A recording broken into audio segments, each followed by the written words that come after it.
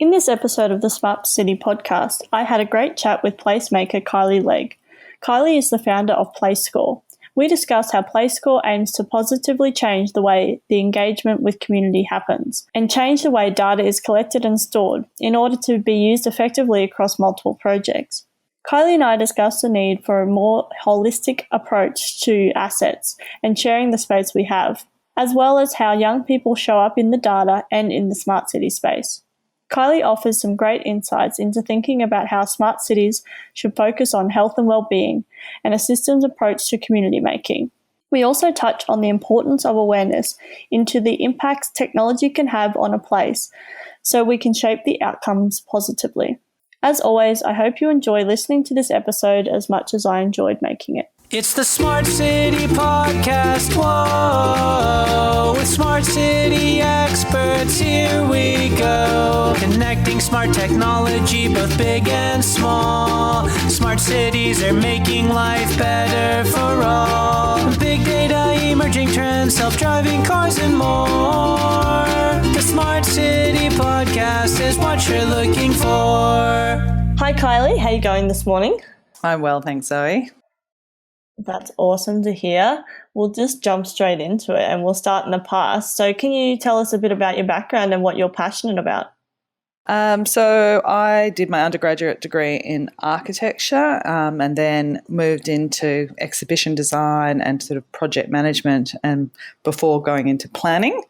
But right now I am a placemaker and I guess the reason my sort of journey has kind of landed me here is because I've always been really interested in the relationship between people and their environments and how do we allow, I guess, the community to better understand what the built environment professionals are kind of involved with, but also to provide them with much better opportunities to get involved in both the decision making and also the responsibility for making the cities that they care about and value. Yeah, awesome. So what kind of sparked your interest in smart cities? I think it follows on from that, so 15 years now in placemaking, and more recently I've kind of made a bit of a tech play in terms of a more data-driven approach to community engagement. And really what it started with is that I was a little bit worried that with this sort of new big trend and interest in smart cities that we were going to forget about the human beings and that it would be all exciting about what kind of the future of autonomous vehicles and kind of smart this and smart that, and actually were we going to make cities better for people. So I was fortunate to be invited onto the Smart Cities NZ Built Environment Task Force. And my purpose there really is to make sure that we keep on track for the primary purpose of cities, which is making them better for human beings. Yeah, awesome. So is there any particular technologies that you've come across in that space that you're really interested in exploring or are currently exploring? Yeah, I think, without naming kind of specific kind of organisations, I guess there's sort of key themes that I'm interested in, definitely around increasing efficiencies and reducing waste. Probably where I'm really positioned is about making more rigorous decisions that are evidence-based and being able to share information and processes. Because I work across a lot of different areas, like both physically as well as sort of across industries, is that I see sort of people trying to struggle with the same problems and having to kind of reinvent the wheel, particularly in areas that don't have as many resources. So this kind of opportunity, I guess, that's presented to share the resources, share those systems and processes, that's really excites me. So that's anything from kind of car sharing, parking sharing, sort of how do you more efficiently use what we already have, energy management, water and waste management. But again, it all comes back to going if we can use less sort of money and time on those things, then we can focus more on how do we make these environments better for people. Yeah, definitely. That's really interesting way to think of it. Like a sharing economy kind of fits straight into the smart city space. So we're not reinventing the wheel over and over again. Yeah, and we keep, some of the problems with affordability and kind of like the kind of ongoing spread of cities, which then costs more to service, is because everything we think has to have a single purpose, a single use. So one car space, one person, kind of one road that's used for a single reason. But we need to start thinking much more holistically about where we invest, so that actually those investments have the best kind of return for the whole community, not just for a single segment of the community. Yeah, definitely. So let's jump into what you're up to right now. What kind of projects and things are you working on? So I have a company called Place Score, and what we are doing with Place Score is to change the way that we engage with community, not just by allowing them a sort of an online presence, because there's lots of people doing that, but actually changing the way that we collect and store data so that it can be actually reused for multiple projects. So we have a product called Care Factor, which is a census-like capture of place values that particularly local government is really behind. It allows them to do, instead of the 20 or so project-based surveys that they might do every year, they could do one large survey once every 3 to 5 years, which actually means they can do it a lot better, get better representation, and then they can use that data for multiple projects. So it becomes, as I said, like the census. And then the other half of it is a place experience measurement tool, which takes kind of consultants and other people out of the picture and allows communities to actually assess their own environments. So they are telling us how livable they find those places. And when those two data sets come together, then it actually allows a very clear picture of what should be prioritised. So basically, high care factor, low performance equals high priority. So we're aiming to be able to provide a transparent process for the community and a really rigorous evidence-based data set to government to guide more effective investment in our urban environments. Yeah, wow, that sounds really interesting. Can you dive a bit deeper and kind of just explain the types of criteria or things that are measured against? So we've got 3 environments that we actually are working in at the moment. One is the neighbourhood scale. So that's really looking at a systems approach to kind of community making. So a focus on land use, connectivity, services. So what most planners are involved with in strategic planning. And we're doing a lot of work in that area, particularly with state governments. So they're really looking at how do we actually make communities, particularly as they might be going into periods of change, work and prioritise what it is that the people there I think is most important. Then we do a street level or town centre environments, and that can get down to the nitty gritty of going, do we have enough open space? Is there enough trees? What do the shop fronts look like? Is there enough, the right mix of businesses? Are there services that we can actually access in our streets? There's a lot of energy at the moment going into how do we make our centres work, particularly with the changes in technology.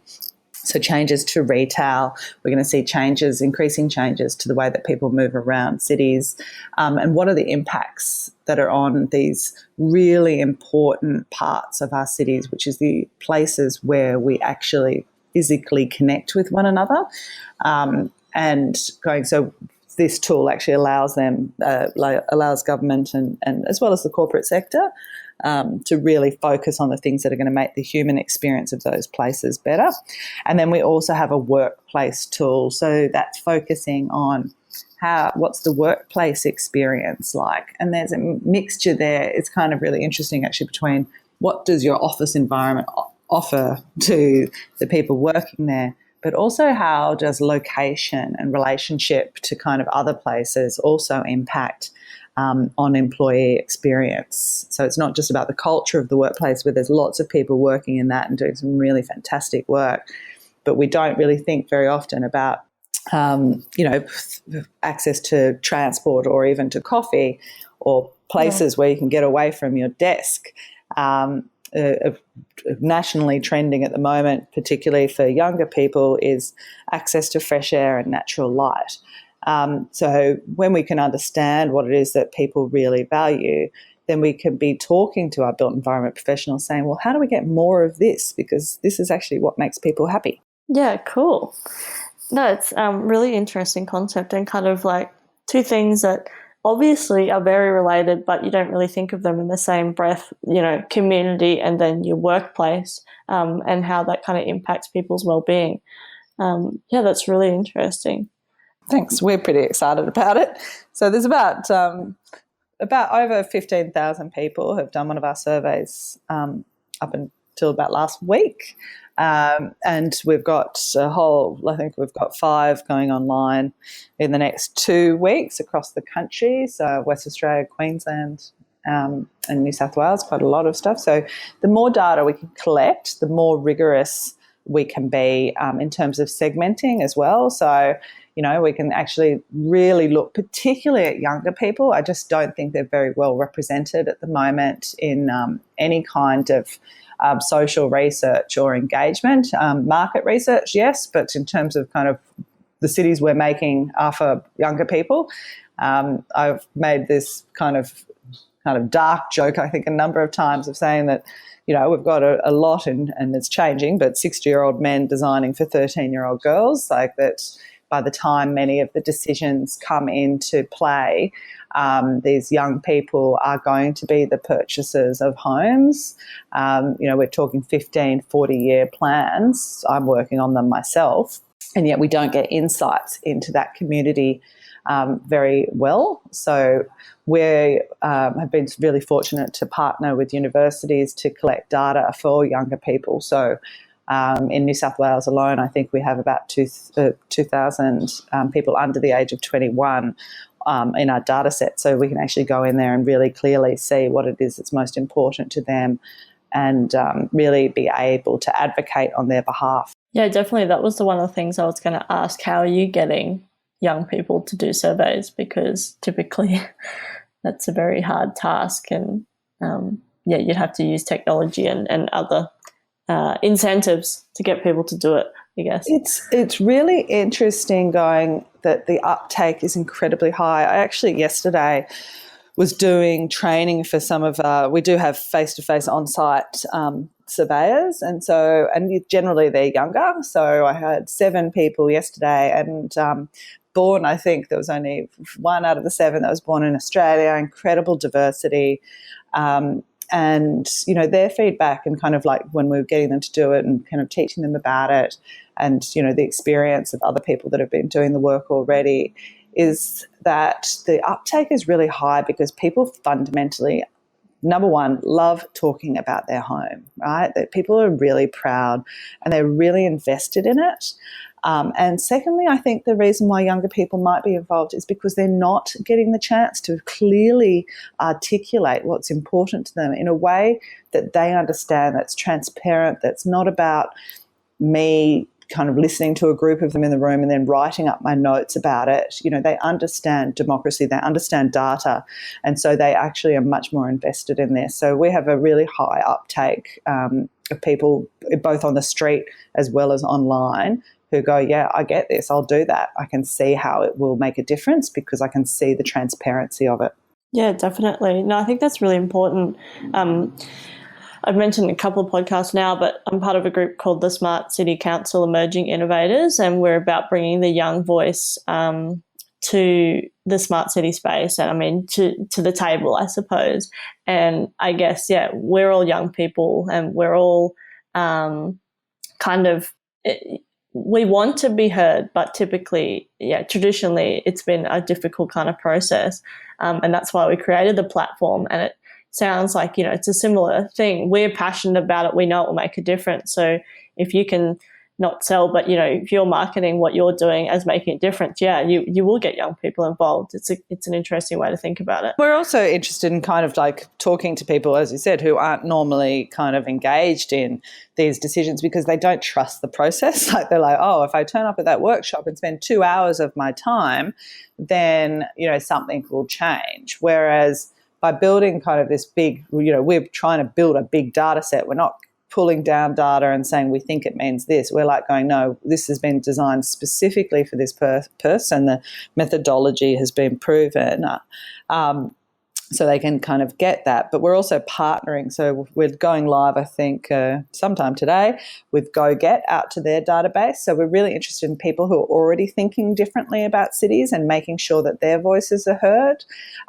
So we can go through traditional methods of working with governments to go through their databases, and we might get people who still are the ones that are more likely to get involved, but who are those voices that just have sort of, I mean, I hate to say it, but it may be a bit given up, that, you know, that they're kind of like, well, we just have to innovate. Like, we just have to be the ones that make decisions, and we'll support shared cars, or we'll work in these different organisations to find a different way. You know, so we go out to places like, we went out to the Newtown Sustainability Festival to kind of get those voices heard. We'll go into more traditional, we're in the Easter show in next week, to really make sure that we are getting good representation from across the country, not just the kind of standard ways. Yeah, awesome. So where do you think that Australia kind of ranks when it comes to smart cities? This is a really interesting question, because I think to a certain extent, we've only been really talking about it for about the last 12 to 18 months. A few years ago now, about 4 years ago, I wrote a book called Future City Solutions, and I was looking at kind of what was going on globally from government's perspective in terms of planning for the future and how they were doing it, and kind of what was being really innovative, and sort of spent quite a bit of time looking at some of the smart cities. So I think going South Korea, and then also Tallinn in Estonia. And there's this kind of amazing kind of, I was ready to go, oh my God, these people are so ahead of us, like going there, completely integrated transport systems, single cards across the whole country, you know, free. They worked out that it was actually cheaper for them to make it free than to manage the system. So they just did that. And then that meant less cars on the road, which meant building less. So they understood the relationship between kind of the efficiencies of technology and how you could use those savings to actually make kind of better cities and better countries. I think the people in Australia have been working on it for a really long time, and there's lots of people across, I guess, again, industries and at different levels within kind of the tech play. Really hard to kind of say, oh, okay, I think we're number 1 or we're number 40. I think it's being just revealed now. Like we're involved, Place Score is involved with Austrade as one of their sort of global case studies, and I met with a whole lot of UK smart cities companies on Monday, and while they're all really super clever, I wasn't like, oh my gosh, I've never heard of that before. So I think that's a good sign that we've got, you know, we're not kind of certainly behind in terms of the innovation or the creativity of our solutions. I think we will see how it plays out in the next sort of 2 to 5 years, about how well we can establish it as really as both a professional market and also in terms of integration into government. Yeah, cool. Well, that leads quite well onto my next question, is how can we better integrate across the different disciplines, you know, government, industries, academia, that all those type of people that need to come together, all the players that need to come together to build a smart city? This is always the prime challenge, because a placemaker, kind of my primary job is aligning stakeholders around a common vision for a place, and then getting everyone to use their resources to actually achieve that vision, no matter what those resources may be. And I think that that's what currently may be missing in the smart cities movement.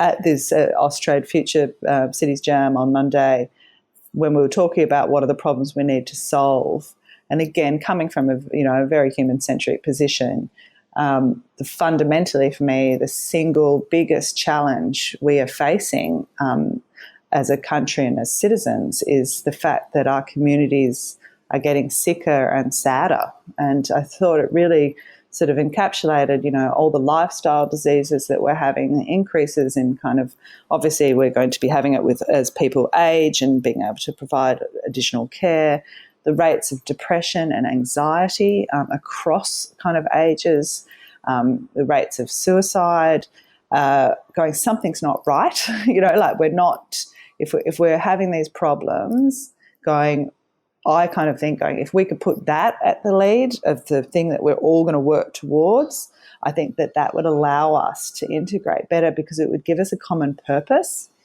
If the purpose is just to kind of, we want to be smarter than them and we want to have more technology in our area, there's nothing behind it. There's no why. Like, why would we do that? If we don't have a why, and I love that Simon Sinek thing, it's really kind of turned my world around, then it's very hard to measure sort of success and impact.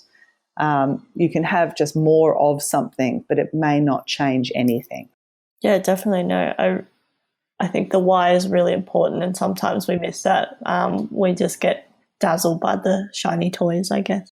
Oh, and there's some really shiny stuff. I'm just not sure if I'd choose that over a nice place to walk near my neighbourhood. Yeah, definitely.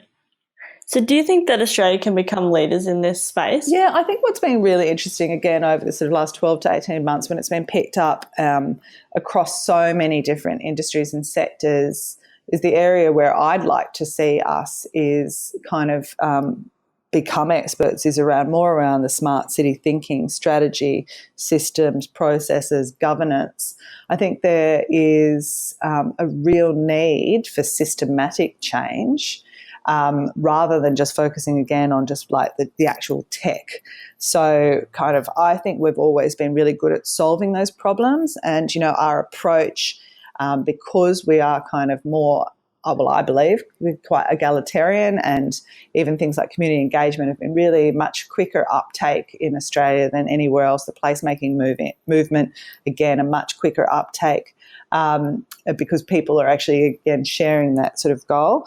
We could become real leaders in how to really provide exemplars of that integrated approach, the systematic approach. And that, I think, is really exciting because governance is going to be one of the biggest challenges of how do you actually change old regulatory systems, how do you change old ways of thinking. And to a certain extent, that's more valuable than coming up with the next kind of rocket ship or whatever it might be.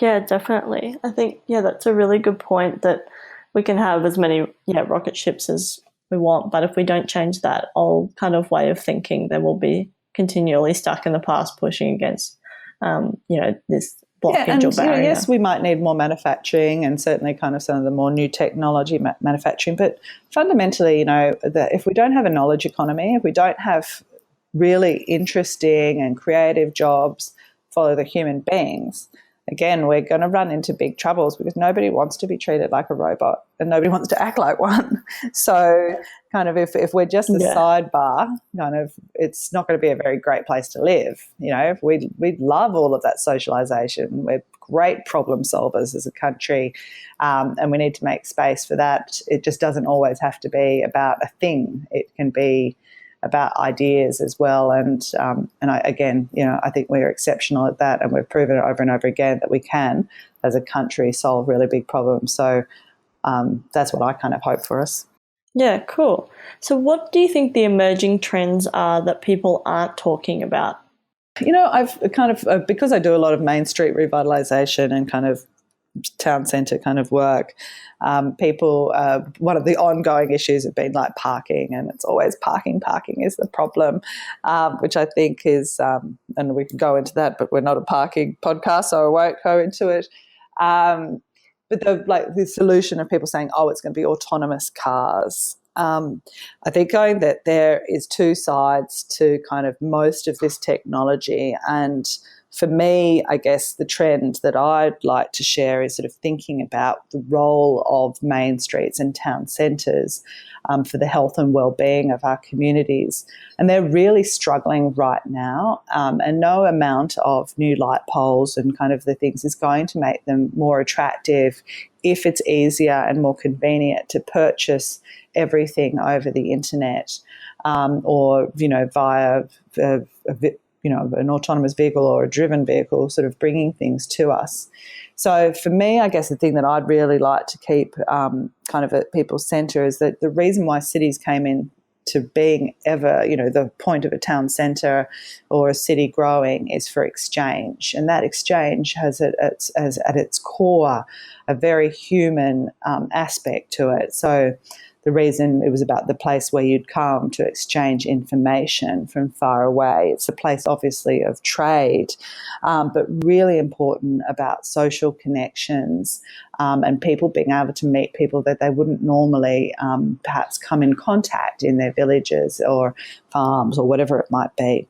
With the increase in technologies, a lot of the purpose of cities for that has actually changed. So the advent of the telephone meant that people didn't have to go outside anymore to speak to each other. So public space changed. When we started putting food into supermarkets, the nature of trade changed, and we're desperately trying to get markets back as kind of with a social and beautiful human experience. So I think going the autonomous car story, I have really kind of want people to get in front of the potential impact that it's going to have on our streets, not because it's going to potentially reduce parking, but because the level of convenience offered by it will actually inhibit the lived experience of being out on the street, the need to kind of do the promenade, of running into people, of walking past a shop and seeing something that's beautiful and going in and actually hearing the story of where it came from. If you are getting driven home by your car, you're much less likely to do the stop off when you see something. When you're driving yourself, you're much more aware of your surroundings and you will stop. If you're being driven in your car and you're like, oh gosh, I forgot the milk, and it's already programmed to get you home, you're more likely to get on your phone and get another autonomous vehicle to go and pick up your milk and get it delivered to you at home. There's a bad future, the dystopian version of technology, that I think we need to be aware of. We weren't aware of it the first time around, about the impact of private vehicles. And I'd really like us to make sure that we're thinking about, not just saving parking spaces, but actually what it means to save the places where human beings want to come together. Yeah, definitely. It's a really interesting way to think about it. And I think we definitely need to think of both sides. So, yeah, both sides of the coin with technology, and really appreciate that. This is why I'm kind of a funny smart cities person, because, the key definition of smart cities is actually about using technologies to make people's lives better. I mean, it's actually in most of the definitions. And I kind of really just keep focusing on that, of reminding people, like, how do we make life better? How do we make life better? And just making sure we understand that there's some things that might have some short-term gains, but there might be a lot of long-term pain too. So how do we balance that? And I think it's going to be a big challenge for government particularly, to really be able to make some hard decisions against the things that might look like a really great answer today, but could have really negative impacts in the future. Yeah. So I just have one last question, which is, how can people connect with you? Probably the easiest, if you're on the Twitter, it's a place score is there, and also on Facebook. I'm also at Kylie at placescore.org, and I'd love to hear from anyone who might be interested in talking to me about human smart cities. Maybe that's why I'll make a new movement. Yeah, awesome. Yeah, I'll put all that in the show notes so so people can connect with you really easily. And it's been really great to talk to you this morning, Kylie. I think the human-centric approach, people talk about it a lot, and I've talked to a lot of people on the podcast about that. And coming from an engineering background, sometimes I forget about the human. So it really is great to ground me back again. I'm glad other people are talking about it. The flashy toys. I mean, yeah, I'm really interested in the boring technology, not just the flashy toys, but making processes better and that kind of thing. But at the end of the day, we want more livable cities, or more livable places, not even cities. So, yeah, no, it's been really great to talk to you. Thanks for the opportunity. It's always good to actually get the time to really think about what it is that's important to you and be able to share it. So I appreciate it. No, awesome. Cool. Talk again soon. Thanks, Zoe. It's the Smart City Podcast. Whoa! Thanks so much for listening to the Smart City Podcast. Show notes for this episode and all other episodes can be found at thesmartcitypodcast.com. If you have any questions or comments for me or any of my guests, connect with me via email, zoe@thesmartcitypodcast.com, or via the socials. I'm on Twitter and Facebook @SmartCityPod. As always, I hope you enjoyed listening to this episode as much as I enjoyed making it. Smart City Podcast is what you're looking for.